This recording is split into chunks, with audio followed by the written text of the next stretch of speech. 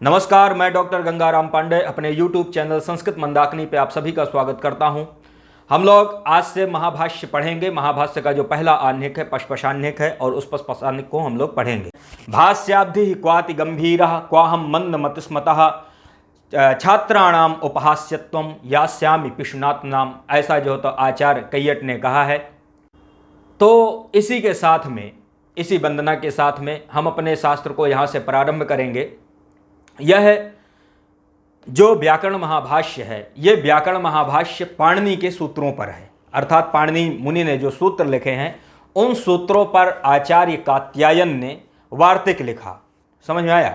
आचार्य कात्यायन ने क्या लिखा? वार्तिक, अर्थात सूत्रों में तत्त स्थान पर जहाँ भी मतलब लगा कि यहाँ पर अभी कुछ और जोड़ने की आवश्यकता है, तो वहाँ पर उन सूत्रों में आचार्य कात्यायन ने वहाँ पर वार्तिक दिए। और महामुनि पतंजलि ने उन मतलब पाणिनि के सूत्र और कात्यायन के वार्तिकों पर जो है तो एक विशद व्याख्या लिखी, अर्थात उसको इष्टि बोलते हैं। तो पाणिनि के सूत्र और कात्यायन के वार्तिकों पर उन्होंने जो है तो व्याख्या लिखा, जिस व्याख्या को हम लोग व्याकरण महाभाष्य के नाम से जानते हैं।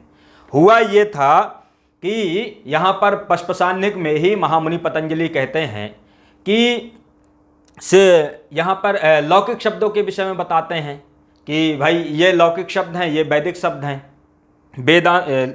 वेदान्नो वैदिका शब्दा सिद्धा लोकाश्च लौकिका, इस प्रकार से आता है कि ये वैदिक शब्द हैं, ये लौकिक शब्द हैं। किमर्थम अध्येयम व्याकरणम, ठीक है, किमर्थम अध्येयम व्याकरणम, अर्थात हम व्याकरण का अध्ययन क्यों करें। तो वेदान्नो वैदिका शब्दा सिद्धा लोकाच्च लौकिका, इस प्रकार से जो तो पशपशाह्निक में है। किमर्थम अध्येयम व्याकरणम, तो क्यों व्याकरण को पढ़ें। उस समय ऐसा जो तो आता है सुनने में, जानने में, कि पतंजलि के समय व्याकरण विषयों के प्रति, व्याकरण के प्रति जो है तो लोगों का रुझान बहुत कम हो गया था। मतलब लोग जो तो सीधा सा अपना, जैसे वेद पढ़ने वाले हैं, सीधे अपना वेद पढ़ने लगते थे, ठीक है। तो इस प्रकार से जो तो व्याकरण के प्रति लोगों का रुझान कम था, ऐसा जो तो आ रहा है।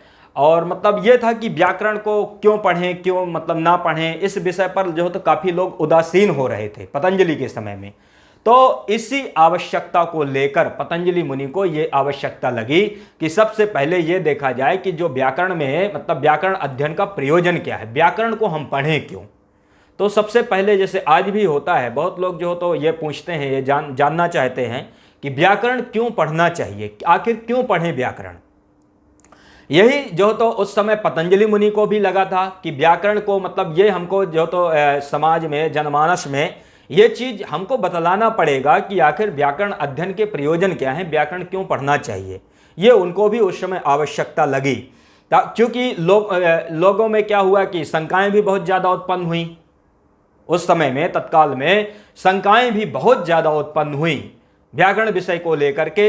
तो उन शंकाओं के निवारणार्थ भी जो है तो पतंजलि मुनि ने अपनी एक व्याख्या लिखी, मतलब पाणिनि के सूत्र और कात्यायन के वार्तिकों पर उन्होंने इष्टि लिखी, उन्होंने व्याख्या लिखी कि यहाँ पर भी यदि कोई किसी प्रकार की समस्या है, उसका जो है तो यहाँ हर तरह से खंडन और मंडन की प्रक्रिया को अपना करके वहाँ पर भाष्यकार ने उसका उचित समाधान किया।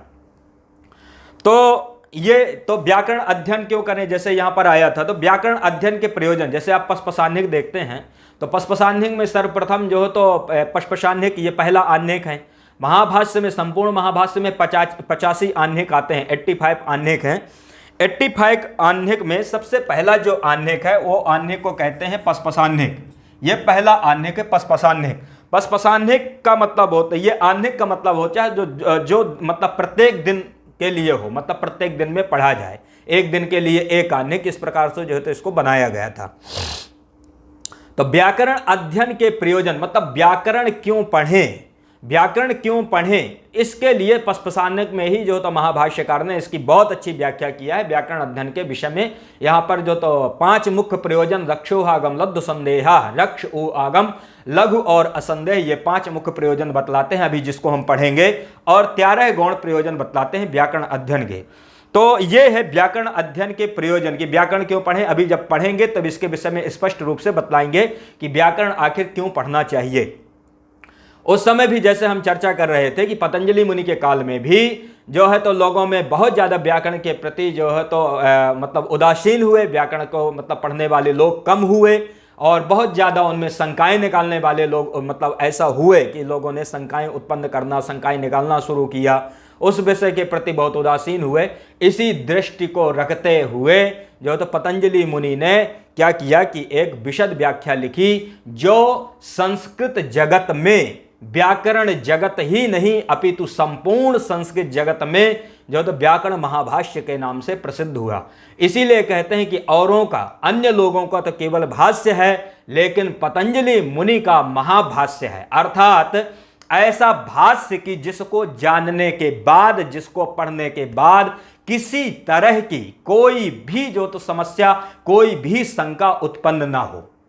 ऐसा भाष्य कि पाणिनि के सूत्रों पर एक एक शब्द का समाधान, एक एक शब्द का समाधान उन्होंने कर दिया। ऐसा जो है तो पतंजलि मुनि का महाभाष्य। जहां भी किसी प्रकार की समस्या होती है, महाभाष्य को देखने के बाद वो समस्या का जो है तो निदान होता है, समस्या का समाधान होता है। ऐसा व्याकरण महाभाष्य, महाभाष्य को पतंजलि मुनि ने खंडन मंडन की प्रक्रिया को अपना करके जो है तो उसको लिखा है। खंडन मंडन की प्रक्रिया ऐसे कि जैसे मान लो कोई भी सूत्र है, एको यणचि है, कर्तृप से तम्मम कर्म है, साधक तमम कर्णम है, प्रातिपदिकार्थ लिंग परिमाण वचन मात्रे प्रथमा है, कोई भी जितने भी सूत्र आते हैं उनकी एक प्रक्रिया रही, उनका एक मतलब उनकी शैली रही कि इस सूत्र के विषय में जितना भी मतलब इसका खंडन कर सकते हैं या इस सूत्र की अनावश्यकता के विषय में बतला सकते हैं कि इस सूत्र की आवश्यकता नहीं है, बल्कि ये जो दूसरा सूत्र है, जैसे कि मुख्य सूत्र ध्रुवम अपाय अपादानम, इसी तरह पंचमी करने वाला, इसी तरह से कर्मणा यमिभिप्रेतिसा संप्रदानम, इसके बाद जो है तो पंचमी चतुर्थी करने वाले बहुत सारे सूत्र आते हैं। तो यहां पर जो है तो जैसे कि प्रत्याख्यान उन्होंने किया है पतंजलि मुनि ने, तो यहां पर प्रत्याख्यान करने का मतलब यह था कि भाई मुख्य जो सूत्र है उससे भी कार्य की सिद्धि हो जा रही है, इन सूत्रों की विशेष आवश्यकता नहीं है, तो इसको तो कहते हैं प्रत्याख्यान। ये तो है प्रत्याख्यान, लेकिन वो पाणिनि की परिधि में रहकर ही, पाणिनि मुनि के सूत्रों में किसी प्रकार की कोई जो तो मतलब उसके स्वरूप का कोई नुकसान ना हो, वो नुकसान से बचते हुए पाणिनि की परिधि में रहकर ही महाभाष्य ने जो तो ये प्रत्याख्यान जैसे जो कुछ भी आता है वो वहां पर आता है। अर्थात उन्होंने सूत्रों का एक तरह से कहें कि मतलब उनका प्रत्याख्यान किया, मतलब ये नहीं कहा कि पूरी तरह से ये अनावश्यक है, ऐसा जहां तक है कि ऐसा नहीं है, बल्कि वो इस मतलब बतलाते हैं कि मुख्य सूत्र से भी ये काम सिद्ध है। यहां पर जैसा कि मैं आपको बता रहा था कि यहां पर महाभाष्यकार ने खंडन मंडन की प्रक्रिया को अपनाया था। तो खंडन मंडन की प्रक्रिया में होता क्या है कि कोई सूत्र है, उसकी आवश्यकता क्यों है, पहले वो ये आवश्यक नहीं है, इस सूत्र की आवश्यकता नहीं है, इस पक्ष में जितने भी मतलब इस पक्ष में जो है तो हम समाधान उपस्थित कर सकें, जितने भी हम इसमें प्रमाण दे सकें कि इसकी आवश्यकता नहीं है, उन प्रमाणों को पहले जो है तो पतंजलि मुनि देते हैं। मतलब सूत्र के अनावश्यकता के विषय में जो भी वहां पर उचित जो तो समाधान है, जो वहां पर उचित उसका जो तो मतलब पक्ष है, उस पक्ष को स्थापित करते हैं। यदि पाठक प्रबुद्ध ना हो, पाठक समझदार ना हो, व्युत्पन्नमति ना हो, पूर्व पक्ष को ही उत्तर पक्ष मानने में उसको मतलब शंका हो सकती है कि यही उत्तर पक्ष है। ऐसा जो है तो होता है। महाभाष्य को जब पढ़ेंगे तो जब वहां पर खंडन मंडन आता है उनका, तो ऐसा लगता है कि ये पूर्व पक्ष ही उत्तर पक्ष है, पूर्व पक्ष ही सिद्धांत पक्ष है। लेकिन जब वो सिद्धांत पक्ष पर आते हैं, जब वो उत्तर पक्ष का समाधान करते हैं, तब जो है तो पता चलता है कि नहीं, वास्तविक पक्ष ये है, पूर्व पक्ष ये है। इस प्रकार से खंडन मंडन की प्रक्रिया को अपनाते हुए कई बार वो अपना जो तो निर्णय सुनाते हैं, अंतिम निर्णय अपना देते हैं, और कई बार जो है तो वो अपना निर्णय छोड़ देते हैं। अर्थात दोनों पक्षों को दिखा करके, पूर्व पक्ष को, उत्तर पक्ष को, दोनों पक्षों को दिखा करके वहीं पर अपना निर्णय छोड़ देते हैं। वहां पर कई बार ऐसा आता है कि तस्मादस्तु सा एवं मध्यमा पक्ष, इस प्रकार से जो तो वहां पर वो मतलब कुछ बातें लिखते हैं। तो ये है महाभाष्यकार महामुनि पतंजलि की शैली कि वो भाष्य को मतलब उत्तर खंडन और मंडन की प्रक्रिया को अपना करके सूत्र के विषय में, सूत्र को ना रखें तो इसके विषय में क्या समस्या है, या और इस प्रकार से जो है तो वो चर्चा करते हैं, मतलब सूत्र ना रखें, उस पक्ष में जो है तो अपना समाधान देते हैं और उसके बाद उत्तर पक्ष की स्थापना करते हैं, अर्थात सूत्र को यदि नहीं रखेंगे ये समस्या है। इस प्रकार से ये जो है तो महाभाष्यकार की शैली है, ये उनके जो है तो उनकी व्याख्या है, इस प्रकार से वो लिखते हैं। इसीलिए व्याकरण जगत में ये जो शास्त्र है वो शास्त्र मूर्धाभिषिक्त है, अर्थात सर्वोपरि है, जिसको पढ़ने के बाद फिर व्याकरण शास्त्र में किसी प्रकार की कोई समस्या नहीं रह जाती। यथोत्तर मुनि नाम प्रामाण्यम, ये जो है तो बहुत मतलब प्रसिद्ध है वैयाकरण संप्रदाय में। तो ये ऐसा जो है तो महामुनि पतंजलि का महाभाष्य है। यहां पर आपको जैसे कि पता होगा कि महाभाष्यकार को शेषावतार, शेषपति, अहिपति, इस प्रकार से उनके नाम आते हैं कि वो शेषावतार थे। कई बार ऐसा होता है, जैसे हम लोग पढ़ते थे गुरुजनों के पास में, तो वहां पर कई मतलब ऐसी शंकाएं होती थी कि ये जिस प्रकार से इनकी शैली है, जिस प्रकार से ये बतलाते हैं, मतलब चर्चा करते हैं, यही चर्चा करते हैं, यही प्रश्न करते हैं, यही उसका समाधान देते हैं। मतलब पतंजलि मुनि ही जो तो प्रश्न करते हैं और उस प्रश्न का स्वयं वो समाधान करते हैं, मतलब ऐसे संवाद रूप में ये महाभाष्य है। तो कई बार ऐसे शंकाएं होती हैं, जब एक सूत्र में पता नहीं कितनी सारी चर्चाएं करते हैं वो, तो ये शंकाएं होती हैं कि भाई एक व्यक्ति ये कैसे जो तो इतनी सारी शंकाएं जो तो कर सकता है, एक व्यक्ति के बुद्धि में आखिर कैसे मतलब इतनी सारी शंकाएं या इतने सारे समाधान हो सकते हैं, ऐसा जो तो कुछ लोगों को शंकाएं होती हैं।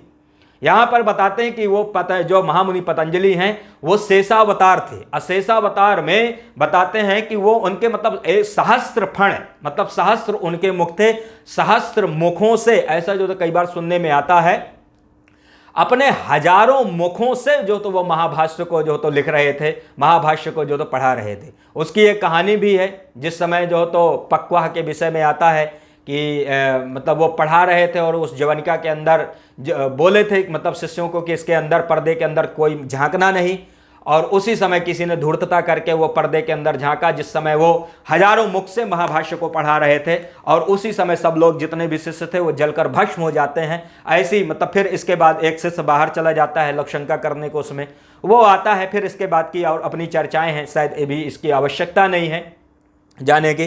तो ये है महाभाष्य, मतलब वो हजारों मुखों से जो तो महाभाष्य को पढ़ाने वाले ऐसे शेषावतार महामुनि पतंजलि हैं जिन्होंने महाभाष्य को लिखा। तो महाभाष्य, अब महाभाष्य में सर्वप्रथम हम अपने विषय पर प्रवेश करते हैं। महामुनि पतंजलि के विषय में लगभग आप जानते होंगे, इनका जो हो तो व्याकरण महाभाष्य, जो संस्कृत जगत में व्याकरण पर इन्होंने व्याख्या लिखा, जो संस्कृत जगत में महाभाष्य के नाम से प्रसिद्ध है। और इसमें यही है कि जितने भी मतलब व्याकरण के आचार्य हुए, व्याकरण के जितने भी आचार्य हुए, वो अपने मत की स्थापना या मतलब वो उसी बात को प्रमाण मानते हैं जिस बात को महामुनि पतंजलि ने मतलब ग्रहण किया है। तो वो मतलब उस बात को ही स्वीकारते हैं जिसको महाभाष्यकार ने कहा है या ग्रहण किया है। यदि किसी बात को महाभाष्यकार ने ग्रहण नहीं किया, ऐसा जो तो संस्कृत जगत में आता है कि आज भी उस बात को प्रमाण रूप में स्वीकार नहीं की जाती। ऐसा जो तो पतंजलि मुनि का व्याकरण महाभाष्य है। इसमें सबसे पहला आता है पस्पशान्यक में अथ शब्दानुशासनम।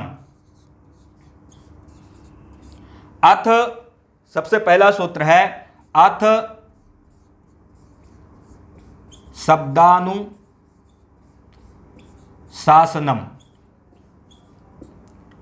ये इनका पहला सूत्र है। कुछ लोग जो होता है ये पाणिनि का सूत्र मानते हैं, कुछ लोग पतंजलि का मानते हैं। मेधातिथि जो एक मनुभाष्य है उनके जो होता लिखने वाले मतलब ऐसा माने हैं कि ये पाणिनि का है। तो खैर इस विषय में नहीं जाएंगे, ये अभी बहुत मतलब चर्चा का विषय है।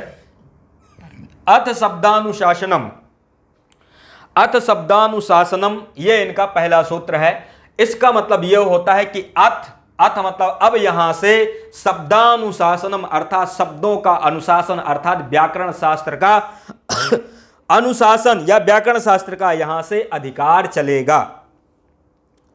ठीक है, अथ यहां से अब यहां से जो है तो व्याकरण शास्त्र का अनुशासन अर्थात यहां से अब क्या होगा, अधिकार चलेगा या व्याकरण शास्त्र का आरंभ होगा, व्याकरण शास्त्र का प्रारंभ होगा। तो अथ शब्दानुशासन अर्थात शब्दों का अनुशासन, शब्दों का अनुशासन, और शब्दों का अनुशासन क्या, व्याकरण शास्त्र। अर्थात यहां से अब व्याकरण शास्त्र का आरंभ होता है, व्याकरण शास्त्र का अधिकार चलेगा। तो शब्दानुशासन का अर्थ लेते हैं, व्याकरण शास्त्र भी लेते हैं। जैसे पतंजलि मुनि ने योग सूत्र लिखा, तो उस योग सूत्र में, पातंजल योग सूत्र जो है, उसमें पहला जो सूत्र है अथ योगानुशासनम। तो इनका जो तो ये से ही पता चलता है कि जो तो ये पतंजलि मुनि का ये सूत्र है। जैसे उन्होंने मतलब योग शास्त्र में, पातंजल योग में उन्होंने अथ योगानुशासनम इस प्रकार से सूत्र कहा, उसी तरह से व्याकरण में भी अथ शब्दानुशासनम, ये मतलब इसको रखते हैं कि अथ मतलब अब यहां से व्याकरण शास्त्र का शब्दानुशासन का अधिकार चलेगा या प्रारंभ होगा। तो यहां पर यह क्वेश्चन पूछा जाता है कि अथ शब्द का अर्थ यहां पर क्या है। जैसे अथ शब्द का मंगल अर्थ होता है, मंगल होता है। अथ शब्द जो हो तो अनंतर अर्थ में होता है, प्रश्न अर्थ में होता है, कार्षण अर्थ में होता है।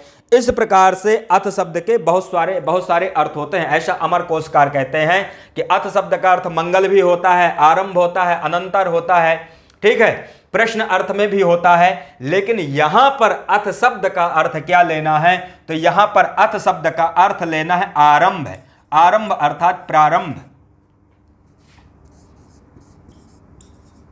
आरंभ अर्थात प्रारंभ। तो यहां पर अथ शब्द का अर्थ प्रारंभ लेना है, मतलब अब यहां से व्याकरण शास्त्र का आरंभ होता है, व्याकरण शास्त्र का प्रारंभ होता है। यद्यपि जैसे अथ शब्द का अर्थ मंगल अर्थ भी होता है, मतलब मंगल के लिए तो यहां पर मतलब वाच्य रूप से यहां पर मंगल नहीं है, यहां पर प्रारंभ है। हालांकि विधेय इसका मंगल ही है, क्योंकि अब मतलब इस शास्त्र को पढ़ने से मंगल भी होता है, तो शास्त्र को पढ़ने से मंगल भी होता है। तो यद्यपि मंगल भी है, अर्थ मंगल भी है, लेकिन यहां पर मंगल जो अथ शब्द है, इसका जो वाच्य अर्थ है वो प्रारंभ है, अर्थात आरंभ है। तो यह पूछा जाता है, मंगल तो होता ही है, शास्त्र को पढ़ने से मंगल की प्राप्ति होती ही है, लेकिन यहां पर शास्त्र का जो अथ शब्द का वाच्य अर्थ है यह क्या है, प्रारंभ अर्थात आरंभ। तो अब यहां से जो तो व्याकरण शास्त्र का क्या होता है, आरंभ होता है। ऐसा जो तो ये पहला सूत्र है महामुनि पतंजलि का। तो अथ शब्द यहां पर किसके लिए है, किस अर्थ में है, मंगल के अर्थ में है, प्रारंभ के अर्थ में है। अब यहां पर ध्यान देना, अथ शब्दानुशासनम, तो यहां पर शब्दानुशासन अर्थात शब्दों का अनुशासन, शब्दानाम अनुशासनम, शब्दानुशासनम, इस प्रकार से षष्ठी तत्पुरुष समास करते हैं। तो शब्दानुशासनम, शब्दानाम अनुशासनम, शब्दानुशासनम, तो शब्दानाम अनुशासनम,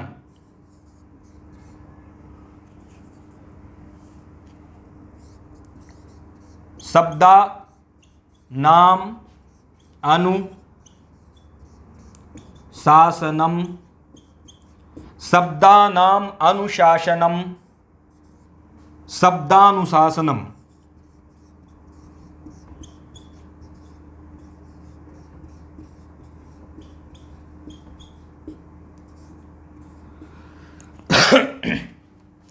शब्दानाम, शब्दानाम अनुशासनम, शब्दानुशासनम, ये इसका क्या है, षष्ठी तत्पुरुष समास है, ठीक है। ये यहां पर षष्ठी तत्पुरुष समास होता है।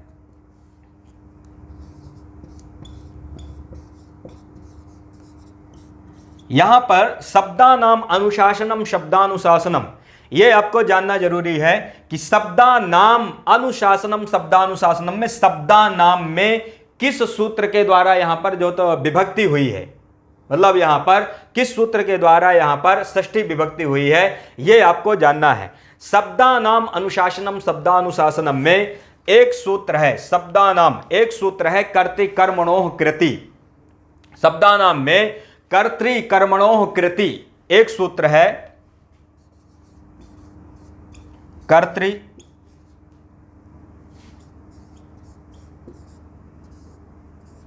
कर्मणोः कृति एक सूत्र है। कारक में यह सूत्र है कर्तृकर्मणोः कृति, कारक प्रकरण में है कर्तृकर्मणोः कृति। कर्तृकर्मणोः कृति यह कहता है कि अनुक्ते कर्तरिकर्मणि चा, अनुक्ते कर्तरिकर्मणि चा षष्ठी स्यात्, अर्थात अनुक्त कर्ता और कर्म में षष्ठी विभक्ति होती है। अनुक्त कर्ता और कर्म में षष्ठी विभक्ति, कर्तृकर्मणोः कृति, ठीक है, कृदंत के योग में अनुक्त कर्ता और कर्म में षष्ठी विभक्ति होती है। शब्दानाम अनुशासनम, तो शब्दानाम में यहां पर कर्म के अर्थ में, यह ध्यान देना, शब्दानाम में कर्म के अर्थ में यहां पर षष्ठी विभक्ति हुई है, इस चीज को नोट कर लो। शब्दानाम में कर्म अर्थ में यहां पर कर्तृकर्मणोः कृति, इस सूत्र के द्वारा यहां पर षष्ठी विभक्ति है। अब यहां पर होता क्या है, एक सूत्र है उभय प्राप्तौ कर्मणि,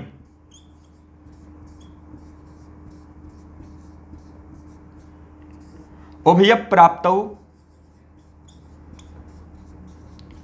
कर्मणि, यह सूत्र भी षष्ठी कारक में ही है, यह सूत्र भी षष्ठी का विधान करता है। उभय प्राप्तौ कर्मणि यह कहता है कि उभय प्राप्तौ, उभय प्राप्तौ मतलब कर्ता और कर्म, यहां पर दोनों में मतलब षष्ठी प्राप्त हो, वहां कर्मण्यो अर्थात कर्म में षष्ठी होती है। उभय प्राप्तौ यह सूत्र कर्म में षष्ठी का विधान करता है, लेकिन यहां पर क्या होता है कि उभय प्राप्तौ कर्मणि यह सूत्र भी क्या करता है, षष्ठी करता है, लेकिन यहां पर शब्दानाम में इस सूत्र के द्वारा षष्ठी विभक्ति नहीं हुई। क्यों नहीं हुई षष्ठी?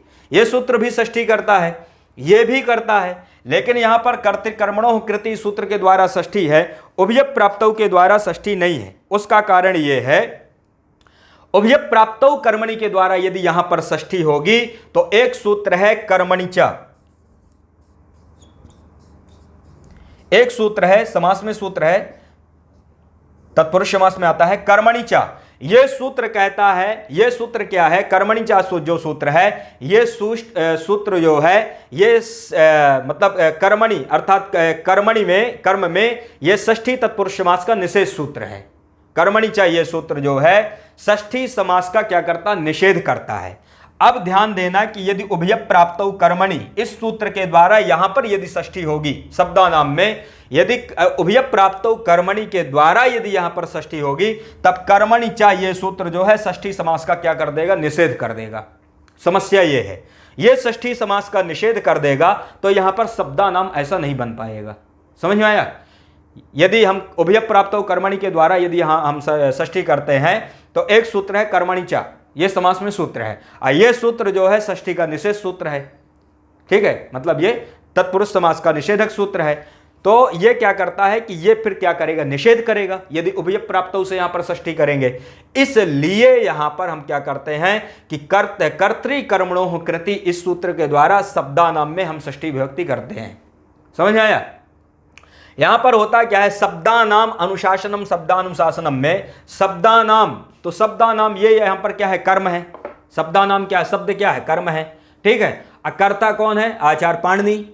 ठीक है, कर्ता कौन है, आचार्य पाणिनि, करने वाले कौन है, आचार्य पाणिनि। लेकिन कर्ता का यहां पर साक्षात उपादान नहीं है, साक्षात ग्रहण नहीं है। ऐसी स्थिति में यहां पर क्या होता है कि उभय प्राप्तौ कर्मणि सूत्र के द्वारा षष्ठी नहीं होती। ठीक है, उभय प्राप्तौ कर्मणि के द्वारा यहां पर षष्ठी नहीं होती, बल्कि यहां पर कर्तृकर्मणोः कृति इस सूत्र के द्वारा षष्ठी होती है। समझ में आया? कर्तृकर्मणों के द्वारा षष्ठी होती है। फिर इसका जो है जब षष्ठी हो जाएगी, षष्ठी विभक्ति होगी, तो इसका शब्दानाम का अनुशासन शब्द के साथ समास हो जाता है।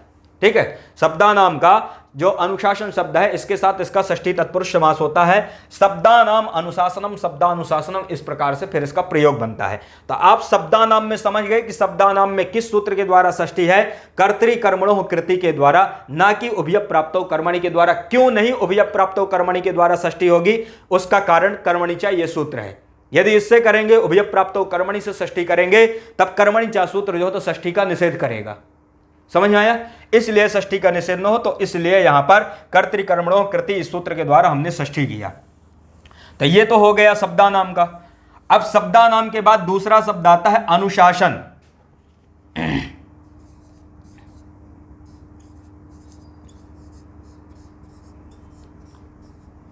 अनुशासन, ठीक है।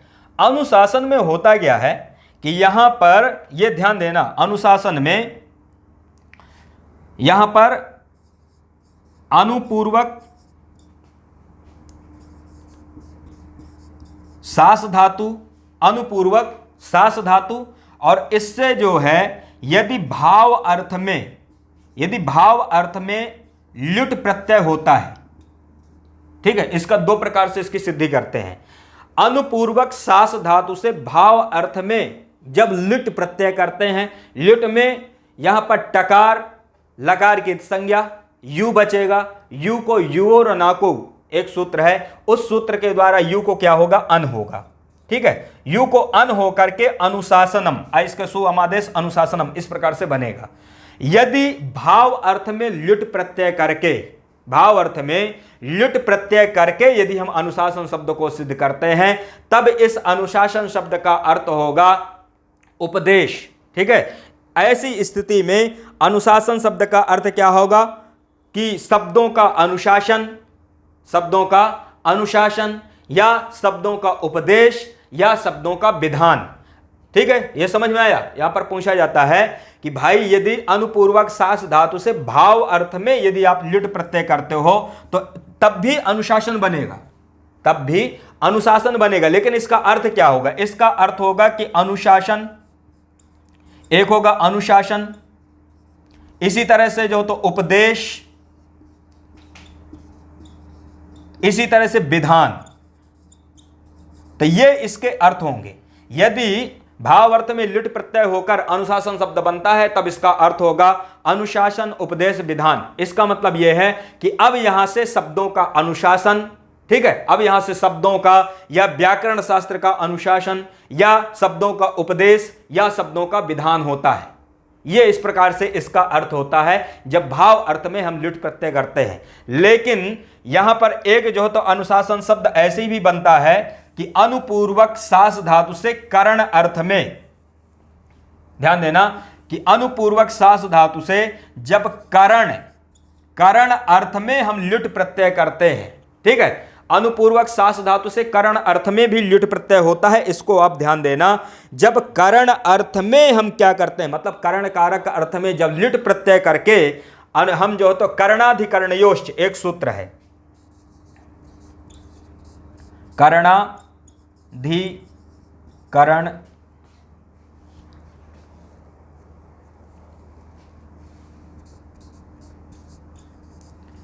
कर्णाधिकरणयोश्च एक सूत्र है। इस सूत्र से करण कारक में, ठीक है, इस सूत्र से करण कारक में हम लिट प्रत्यय जब करते हैं, ऐसी स्थिति में करण कारक में जब लिट प्रत्यय करते हैं, अनुपूर्वक सास धातु से करण कारक में जब लिट प्रत्यय करते हैं, तब इस अनुशासन का अर्थ होगा अनुशिष्यते उपदिश्यन्ते शब्दा, अनुशिष्यन्ते उपदिश्यन्ते शब्दाः अनेन तद अनुशासनम, अनुशिष्यन्ते उपदिश्यन्ते शब्दाः अनेन तद अनुशासनम। इस प्रकार से जो होता इसका अर्थ होगा, अर्थात जिस शास्त्र का या जिस शास्त्र के द्वारा या जिस साधन के द्वारा साधु शब्दों का अनुशासन या उपदेश किया जाता है, जिस शास्त्र के द्वारा, जिस साधन के द्वारा साधु शब्दों का, अच्छे शब्दों का, ठीक है, सम्यक शब्दों का, संस्कृत शब्दों का उपदेश किया जाता है, उस शास्त्र का नाम शब्दानुशासन होता है और उसे व्याकरण शास्त्र कहते हैं। तो यहां पर दो चीजें आपको मैंने बतलाया कि यदि अनुपूर्वक सास धातु से भाव अर्थ में आप लिट प्रत्यय करते हैं तब शब्दानुसार, तब उस अनुशासन शब्द का अर्थ होगा उपदेश, विधान, उपदेश करना या विधान करना। मतलब अब यहां से शब्दों का उपदेश करेंगे, शब्दों का अनुशासन करेंगे, शब्दों का विधान करेंगे, एक ये होता है। लेकिन जब कर्णाधिकरणयोश्च सूत्र के द्वारा अनुपूर्वक सास धातु से करण कारक अर्थ में लिट प्रत्यय का विधान करते हैं, लिट प्रत्यय करके अनुशासन शब्द बनाते हैं, तब इसका अर्थ होता है अनुशिष्यन्ते उपदिश्यन्ते शब्दाः अनेन तद अनुशासनम। अर्थात जिस शास्त्र के द्वारा, जिस साधन के द्वारा शब्दों का उपदेश किया जाता है, शब्दों का उपदेश किया जाता है, ऐसे शास्त्र को हम क्या कहते हैं, शब्दानुशासन कहते हैं, या ऐसे शास्त्र को हम व्याकरण शास्त्र कहते हैं। तो ये दोनों ही यहां पर दोनों प्रकार से आपको समझना है, दोनों ही व्याख्याएं, दोनों ही प्रक्रिया, दोनों ही व्युत्पत्ति यहां पर शास्त्र प्रमाणित व्युत्पत्ति हैं, मतलब दोनों ही यहां पर महत्वपूर्ण है और प्रामाणिक है। तो ये चीज आपको यहां पर लग गई होगी कि अब यहां से शब्दों का अनुशासन, अथ शब्दानुशासनम, अर्थात अब शब्दों का अनुशासन, अर्थात शास्त्र का अनुशासन, व्याकरण शास्त्र का अनुशासन। तो तो यहां पर जानना यही था कि शब्दानाम में किस सूत्र से षष्ठी विभक्ति है। ये आप जान गए कि कर्ते कर्मणों कृति के द्वारा यहां पर षष्ठी विभक्ति है। अनुशासन शब्द कैसे बना है, तो अनुशासन शब्द अनुपूर्वक शास धातु से, एक तो भाव अर्थ में एक ल्युट प्रत्यय होता है जिसका अर्थ अनुशासन उपदेश या विधान है, और एक करण अर्थ में कर्ण कारक में कर्णाधिकरणयोः जिस सूत्र के द्वारा लिट प्रत्यय होता है। ये ज्यादा जो है तो ये जो मतलब कर्ण कारक में लिट प्रत्यय होकर अनुशिष्यन्ते उपदिश्यन्ते शब्दा अनेन तद अनुशासनम, ये जो अर्थ है, ये जो यहां पर अर्थ निकलता है, इस अर्थ को ज्यादा युक्त मानते हैं। मतलब भाष्यकार की शैली को देख करके, भाष्यकार की जो मतलब उनकी जो प्रक्रिया है वो जिस प्रकार से जो तो मतलब लिखते हैं, तो भाष्यकार की व्याख्या उनकी शैली को देख करके कर्ण कारक में ल्युट प्रत्यय जो है तो मान करके अनुशासन शब्द को उनको जो है तो ज्यादा मतलब इसको सिद्ध करते हैं या इसको स्वीकार करते हैं, मानते हैं। है वो भी दोनों प्रामाणिक हैं, लेकिन भाष्यकार की शैली और उनकी व्याख्या को देख करके अनुशासन शब्द में अनुपूर्वक शास धातु से करण अर्थ में ल्युट प्रत्यय मान करके अनुशासन शब्द को यहां पर सम्यक माना गया है। तो ये आपको लग गया कि अथ शब्दानुशासनम, अर्थात अब यहां से शब्दों का अनुशासन, व्याकरण शास्त्र का अनुशासन, व्याकरण शास्त्र का प्रारंभ होता है। तो ये समझ में आ गया।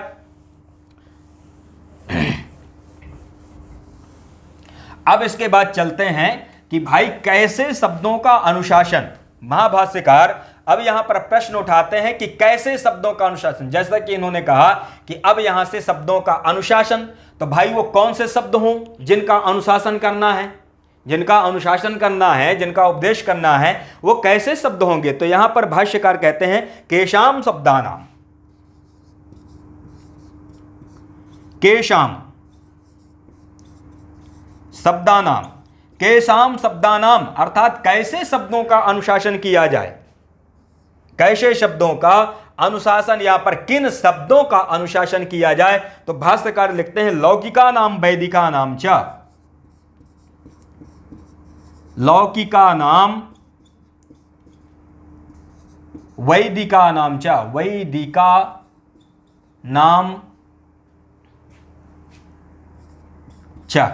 यहां पर भाष्यकार लिखते हैं लौकिका नाम वैदिका नाम च, अर्थात लौकिक और वैदिक शब्दों का यहां से क्या होगा, अनुशासन होगा। जो भी परीक्षार्थी परीक्षा की तैयारी करने वाले हैं वो ध्यान दें कि यह पूछा जाता है कि महाभाष्य के अनुसार कैसे शब्दों का अनुशासन होगा। ऑप्शन रहता है लौकिक वैदिक, लौकिक वैदिक, या चौथा कुछ और ऑप्शन रहेगा। ध्यान देना, लौकिक और वैदिक दोनों शब्दों का भाष्यकार अनुशासन करते हैं। लौकिका नाम वैदिका नाम च, अर्थात लौकिक और वैदिक दोनों शब्दों का अनुशासन होगा, दोनों शब्दों का यहां पर अनुशासन होगा। तो लौकिका नाम का मतलब केशाम शब्दानाम, अर्थात किन शब्दों का अनुशासन यहां पर करेंगे, कैसे शब्दों का अनुशासन होना चाहिए। कहते हैं लौकिका नाम, लौकिका नाम का मतलब होता है लौकिक, अर्थात जो लोक में प्रयुक्त करते हैं, प्रयोग करते हैं। वैदिका नाम चा, अर्थात जो वेद में जो प्रयुक्त शब्द होते हैं, ऐसे शब्दों का जो है तो यहां पर क्या होगा, अनुशासन होगा। लौकिक शब्दों के विषय में जैसे बतलाते हैं कि गौः अश्वः, जैसे गौः अश्वः, गौः अश्वः, पुरुषो हस्ती,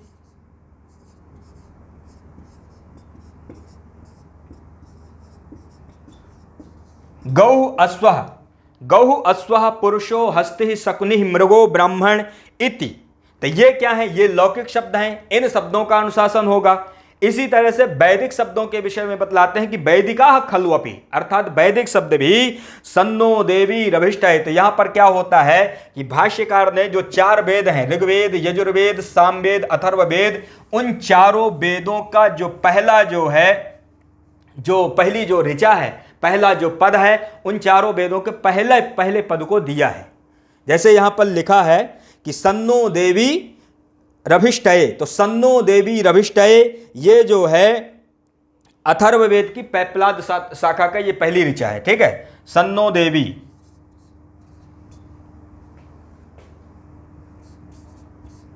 सन्नो देवी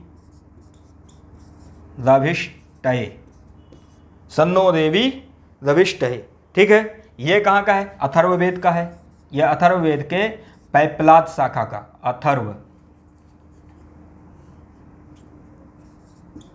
ठीक है, ये अथर्ववेद के पैपलाद शाखा की पहली ऋचा है, सन्नो देवी रविष्ठ है।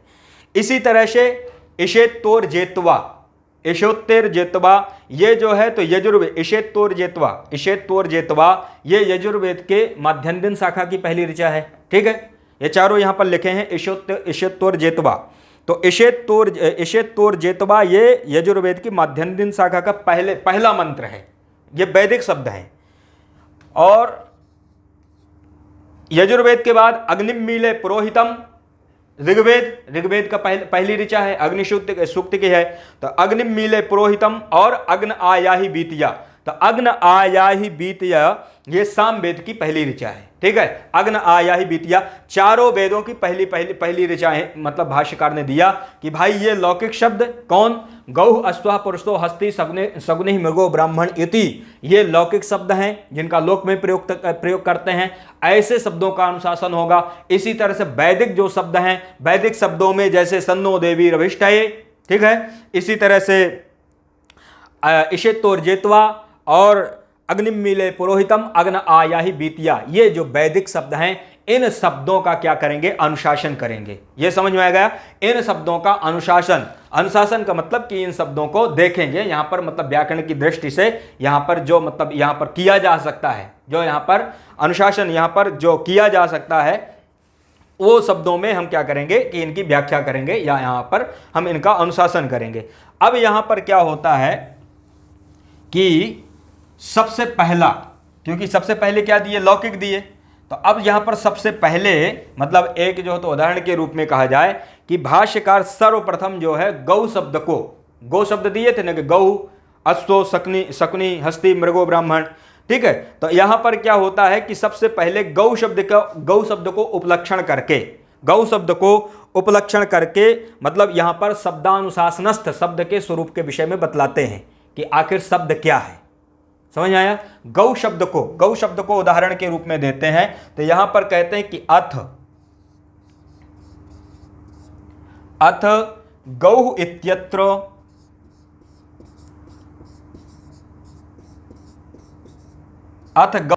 तो अब भाष्यकार पूछते हैं, मतलब गौ शब्द को उपलक्षण करके शब्द के स्वरूप के विषय में बतलाते हैं कि आखिर शब्द क्या है। तो गौ शब्द को उपलक्षण करते हैं, कहते हैं कि गौ इति अत्र कहा शब्द, अर्थात गौ जो है ये कहा मतलब कैसा शब्द है।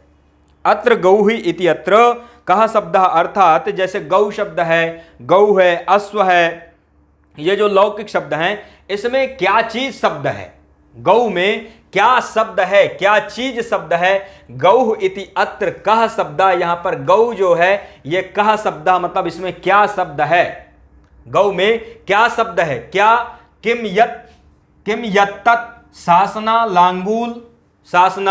लांगूल ककुद खुर विषाण्यर्थ रूपम सा शब्द।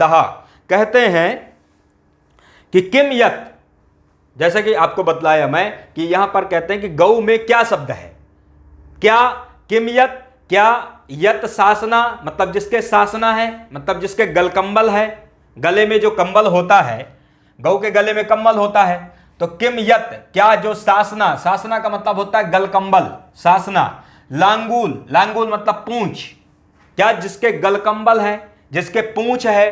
ककुद मतलब वो जो ऊपर पिट्ठा होता है वो ककुद है। खुर या जिसके खुर हैं। विषाण्यर्थ, विषाणी मतलब होता सींग, क्या जिसके शासना है। लांगूल है मतलब पूंछ है।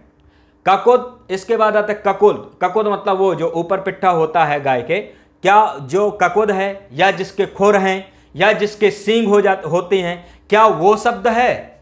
विषाण्यर्थ रूपम सा शब्द, प्रश्नवाचक है कि क्या ये शब्द है। तो कहते हैं कि नाइत्याह, नहीं ये शब्द नहीं है, ये शब्द नहीं है, बल्कि द्रव्यम नाम तत्, ये तो द्रव्य है।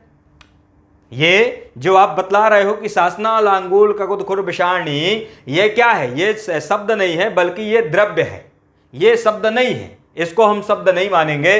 तब कहते हैं कि यत्तर्हि तद इंगितम चेष्टितम निमिषितम सा शब्द। तो फिर क्या, जब तद इंगितम अर्थात जो इंगित मतलब उसका जो यहां वहां देखना, चेष्टितम अर्थात जो वो चेष्टा करती है, या निमिषितम अर्थात वो जो मतलब उसका यहाँ वहाँ से मतलब निमित्तम मतलब संकेतों को समझना, इशारों को समझना।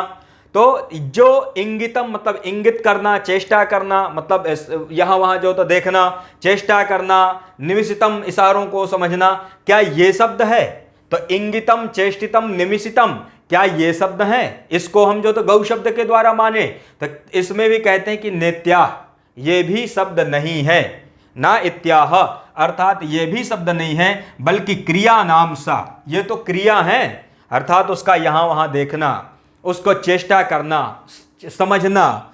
तो ये क्या है? ये शब्द नहीं है, बल्कि ये जो है क्रिया है, उसकी जो अपनी जो क्रिया होती है, जो स्वाभाविक क्रिया है, तो ये क्रिया है। इंगितम, चेष्टितम, निमिषितम, ये शब्द नहीं है, गौ शब्द के द्वारा इनको नहीं लेना, बल्कि ये क्रिया है।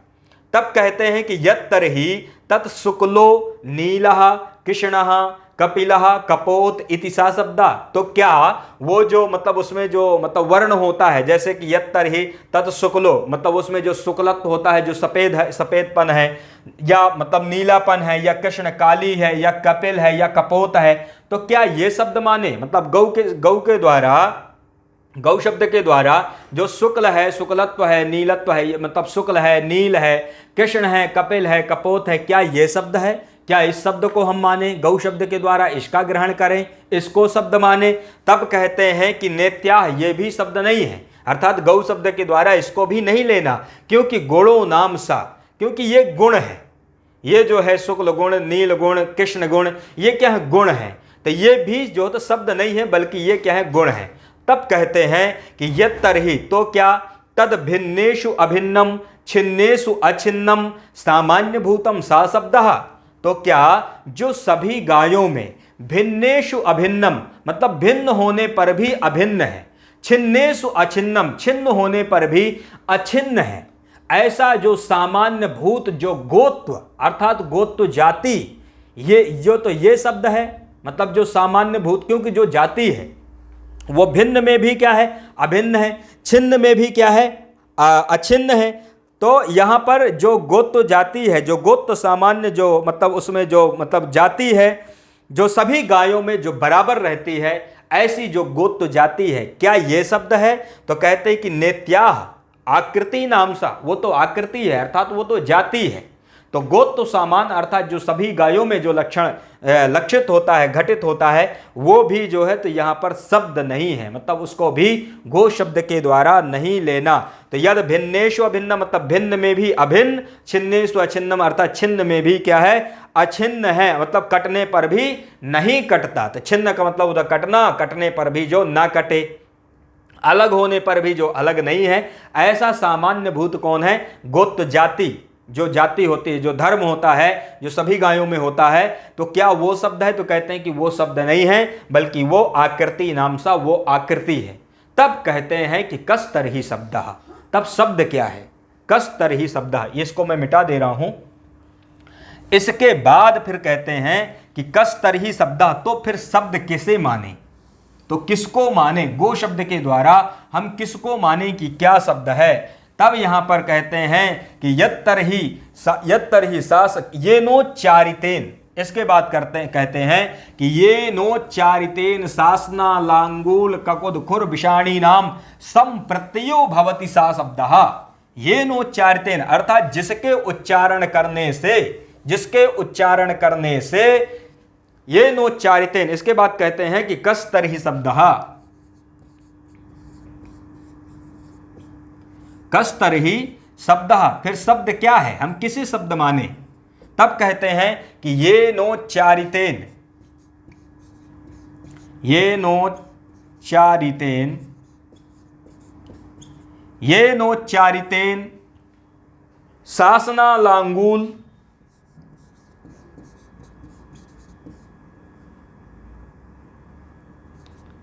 सासना लांगूल काकोद खुर विषाणी नाम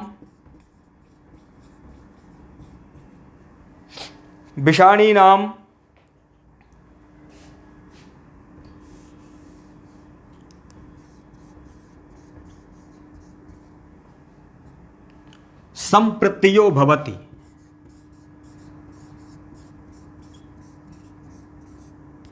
संप्रत्ययो भवति, संप्रत्ययो भवति सा शब्दः, ये शब्द है।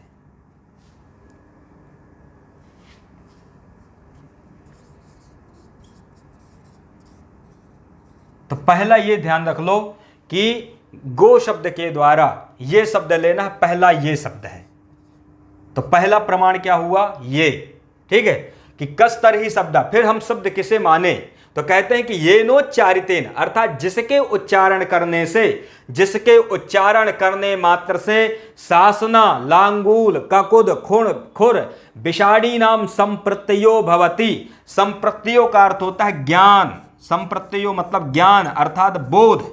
किसका बोध, सासना, सासना मतलब गलकंबल, लांगूल, पूंछ, ककुद, खुर, विषाणी नाम सींग, इनका जो संप्रत्यय, संप्रत्यय का मतलब होता है इनका जो ज्ञान होता है, जिसके उच्चारण करने मात्र से इनका मतलब जिस गौ के उच्चारण करने मात्र से इनका ज्ञान होता है, उसको हम सा शब्द, उसको हम क्या कहते हैं, शब्द कहते हैं। यह है शब्द की परिभाषा।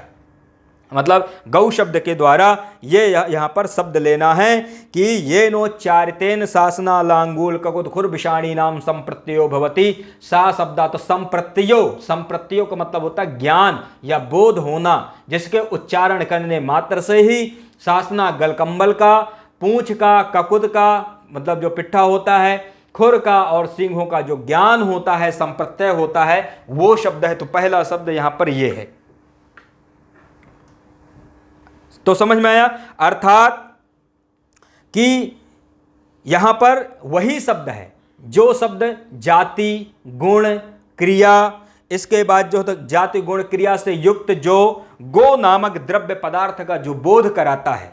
तो जिसके उच्चारण से जाति, गुण, क्रिया के द्वारा गो नामक इस मतलब गो नामक जो द्रव्य पदार्थ है, मतलब जाति, गुण, क्रिया के द्वारा या जाति, गुण, क्रिया से युक्त जो गो नामक जो द्रव्य पदार्थ है उसका जो ज्ञान होता है, उसको यहां पर हम गाय गो शब्द के द्वारा लेना है।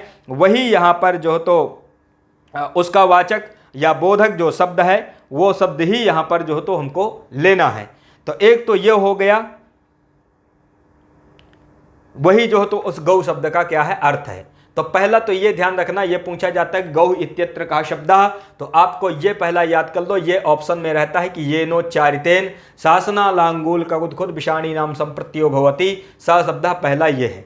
दूसरा कहते हैं कि अथवा, दूसरा लक्षण देते हैं कि अथवा प्रतीत पदार्थ को लोके ध्वनि शब्द इति उच्यते, अथवा प्रतीत पदार्थ को लोके ध्वनि शब्द इति उच्यते। अथवा, अथवा मतलब ये कहते हैं कि अथवा प्रतीत पदार्थ को, तो प्रतीत पदार्थ को का मतलब होता है जिसका लोक में जिसका अर्थ प्रसिद्ध है, लोक में जिसका अर्थ प्रसिद्ध है, ऐसी जो ध्वनि है, ऐसी जो आवाज है वो ध्वनि शब्द है। तो प्रतीत पदार्थ को लोके, ये दूसरा है लक्षण, अथवा प्रतीत पदार्थ को, अथवा प्रतीत पदार्थ को लोके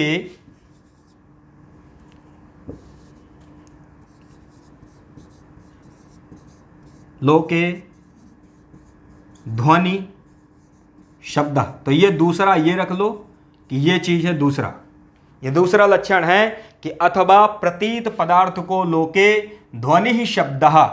तो दूसरा ध्वनि शब्द इति उच्यते,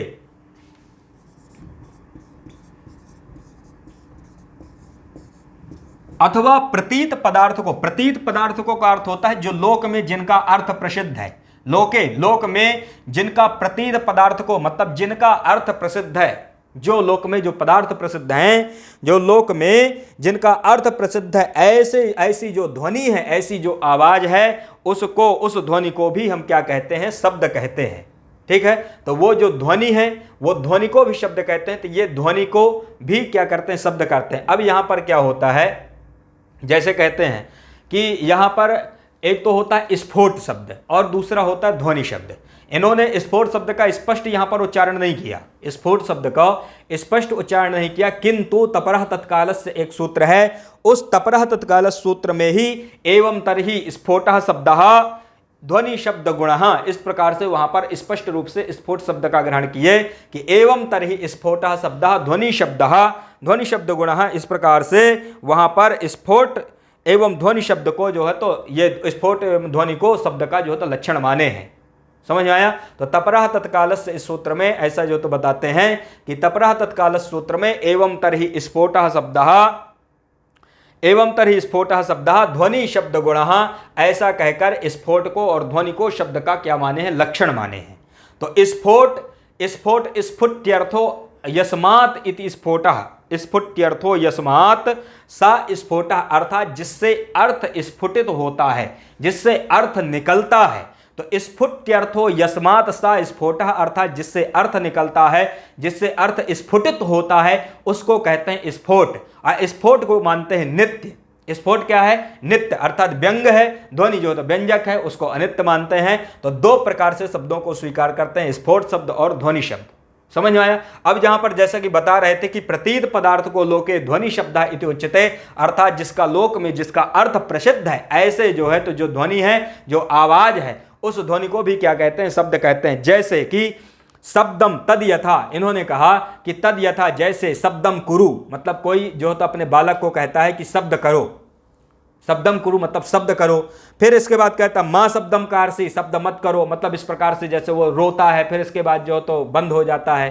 फिर कहते हैं कि चिल्लाने लगता है, आवाज करता है।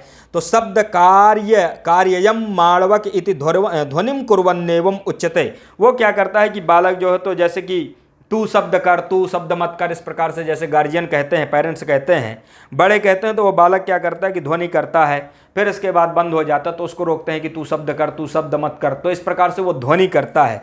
तो ये कहते हैं कि तस्मात् ध्वनि शब्द है, इसलिए वो ध्वनि भी क्या है? शब्द है। इसलिए क्या है? ध्वनि भी क्या है? शब्द है।